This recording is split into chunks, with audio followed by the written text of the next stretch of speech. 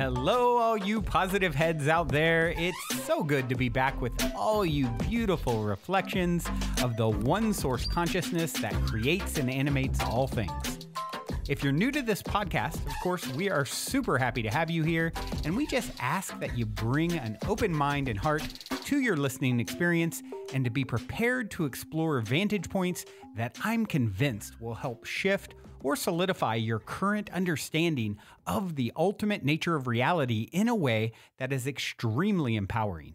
Speaking of exploring powerful perspectives, I would like to gift my book, The Golden Key, Modern Alchemy to Unlock Infinite Abundance to you at goldenkey.gift, where you can get the audio or ebook as my gift to you by using the code POSITIVEHEAD at checkout.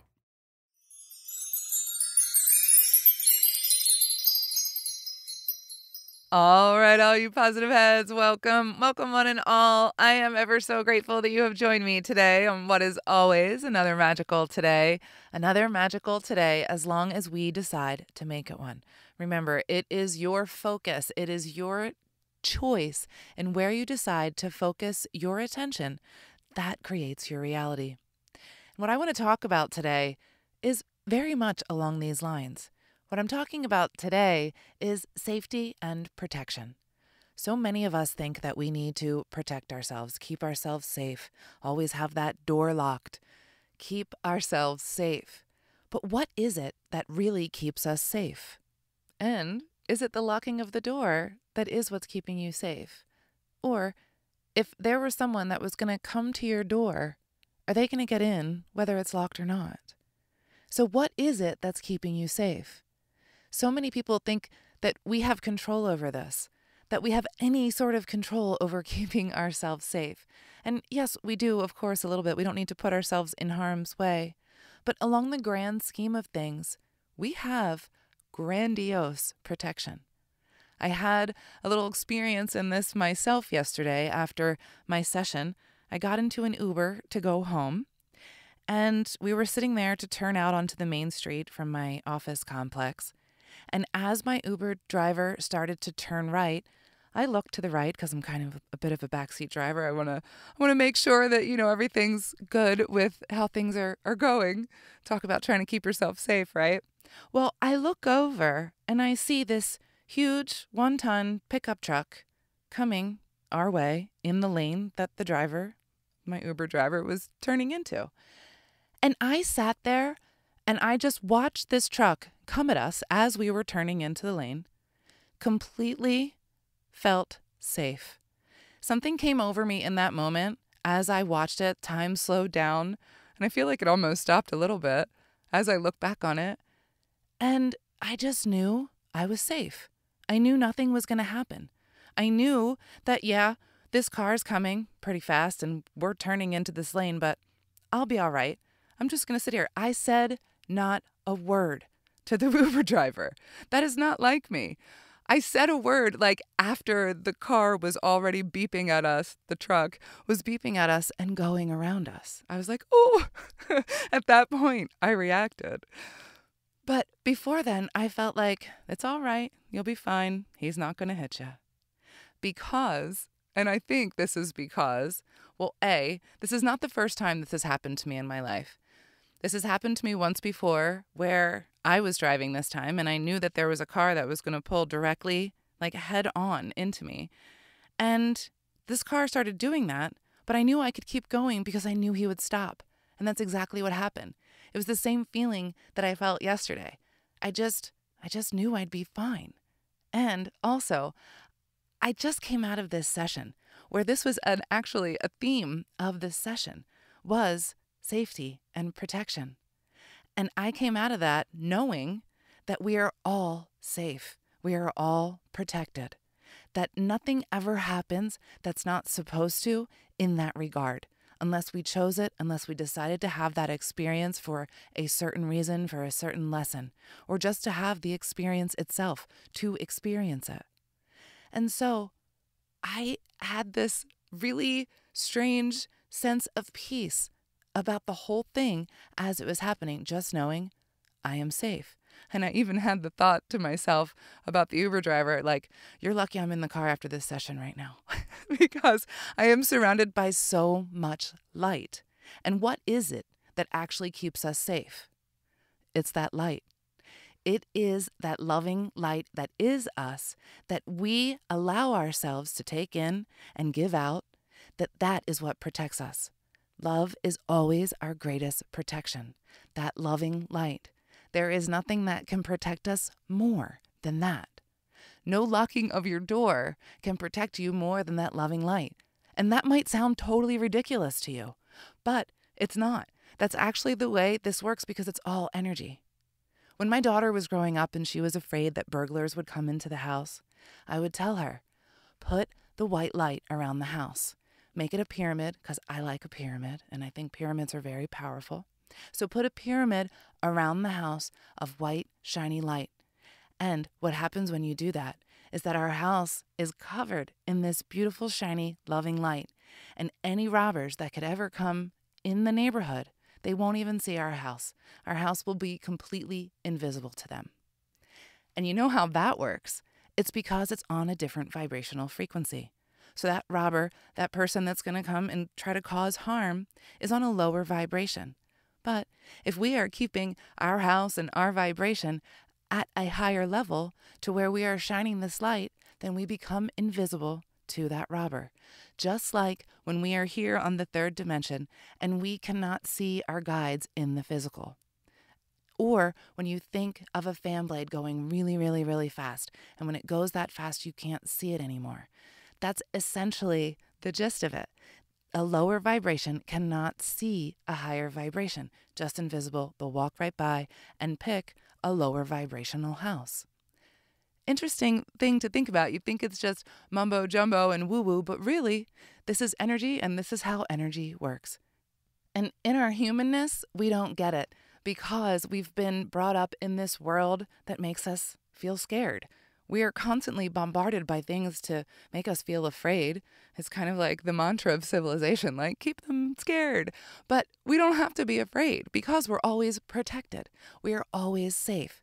And I'll tell you what, each and every time that I see a client who has this type of thing going on in their life, what happens is their higher self comes in and each and every time tells them how safe they are and how protected they are.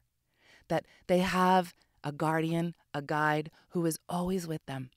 And people are shown this in many, many different ways. Sometimes they're showed the guide itself. Sometimes they're shown themselves as a guide and part of that group and part of that family that is always with them and watching them and keeping an eye on them and caring for them. Sometimes people see it as like a face in the sky or even just a single eye. This is really common, and I love it when people see the eye because most of the time in our humanness we think we're not seeing anything. I'm just looking at some stupid eye. It's never a stupid eye. There's a reason why the eye symbol has, in ancient history, been such a big deal. The ancients knew about the eye in the sky, the eye of Ra, the evil eye they call it, which is a silly name for the eye of protection. This eye in the sky is symbolic of your guide, of the all that is always watching you and protecting you. And it is that eye or that guide or that soul family who is going to step in those moments like I had yesterday where that truck could have hit us, but they took care of that real quick. This has happened multiple times in my life. Like I've said, I described 2 of the times, but there have been multiple times where things like this have happened, where, oh, that could have gone pretty bad, but I don't know what happened there, but everything was okay. My best friend had a very similar situation where a telephone pole fell onto her car as she was backing out of the driveway. She felt the same exact sensation of watching this thing fall onto her and miss her by inches, and she knew she was going to be okay. She knew it. She just sat there and watched it happen because I'm all right, I'm protected. That feeling just came over her in that moment, and she just knew it. And so this is the feeling that I want all of us to have all the time. I am protected. I am safe. I have this team with me who is not going to let anything horrific happen to me Unless it's supposed to, of course. Unless I chose it. I thought yesterday that could have been one of the outs I chose before I came in. We all pick outs. I want to, maybe if life isn't going the way I want, maybe I can go out this way or that way. I pick an out if I want. I didn't pick it. I decided to stay. Our soul decides. There is nothing in this physical world that gets to decide that. That's a really interesting thought to think about, right? We don't get to decide when we die. We don't get to decide when another dies, of course, unless we do these things unnaturally. But when these things happen, no one gets to decide. The soul decides. This happens on a completely different level. It's not our conscious decision. It never is. It happens in divine timing. And if we could just sit back and trust and know that the divine has our backs and that all is in due timing, all is divine, all is protected, all is safe. And I know it's really hard if you've experienced trauma. This is where we tend to feel more unsafe, is when the more traumatized we've been, the less safe in this world that we feel, because we don't want to go through that again. We want to try to prevent that as much as possible and keep ourselves out of those situations so we don't have to feel that again. And we do this in a variety of different ways. And the thing is, we can never actually prevent these things by doing the safety mechanisms or defense mechanisms that we accumulate over time. What actually happens is they hold us back, they provide resistance, they make us controlling, and it doesn't allow us to be free. And that is not the way our spirit wants it to be. Our spirit wants us to learn from these horrific things that happen to us and know that this was an experience that you chose to have to learn a lesson, and now you get to move on, that you are protected, that because you've had this experience that you don't have to do it again, especially if you learn the lesson. That's the beauty of it. You experienced it just to learn the lesson, and when you get the lesson, then it doesn't have to happen again. One of the things I always ask my clients is this question: well, what did you learn from that? And oftentimes, if I get the answer, I don't know, I know that this person has a lot more work to do, and that I might have a harder time getting them to where I need them to be in a session for them to get their answers. Then the next answer that will typically come out is, well, I learned that that's not how I want to be. Yes, that is always something that we learn when things like this happen, but there's always more. That's not the answer. I don't know, and I learned that that's not how I want to be. You already knew that before you came in, so that's not what you learned. You learned something else. And oftentimes, what you learned is, surprisingly enough, when you think about it, and this is from the higher self perspective, where all of the clients that I have that go into this deep state of trance and get the answers from their higher self, this is what they tell themselves from their higher self perspective, is that you chose this experience in order to learn love and to help that other person learn love too. Because that other person didn't know, didn't understand it, didn't have that experience, and you decided to volunteer to help them learn that. And through that, you got to learn forgiveness and compassion. And those lessons give me goosebumps. Those are the things that we come here to learn. And those are the things that we need to do the personal work to get to that place of forgiveness and compassion. Because these are the reasons that we experience these things in the first place, why we have the relationships that we have, and why we experience the traumas that we do. And so, what keeps us safe? Knowing that we are love and light, knowing that we are guided and protected always, that we are part of this oneness and unity that is love. And when we keep our vibration there, in this knowingness, that is what protects us. There is no other protection that we need. This beautiful, loving light. And if you feel like you need a little extra safety, a little extra protection, then bring it in. Let it in with your imagination. You close your eyes and you breathe it in, and you see the glittery, shiny sparkles, these iridescent, beautiful, glimmering sparkles of light. enter into you. They are constantly, oh, I hear this all the time, constantly pouring light down upon us. And we as humans just refuse to accept it. We refuse to allow it, refuse to see it, refuse to listen, refuse to trust. I can't tell you how many times I hear these very same things. Listen, trust, constantly being showered in so much love. And that is the only protection any of us ever need. I think that's it for me today, everyone. I'm going to leave you with the song. This is Ayla Nario. Let it in. Until next time, I love you all. Also, before we cue up today's song, as a quick reminder, don't forget to download the Golden Key audio or ebook as my free gift to you at goldenkey.gift using the Golden Key code POSITIVEHEAD.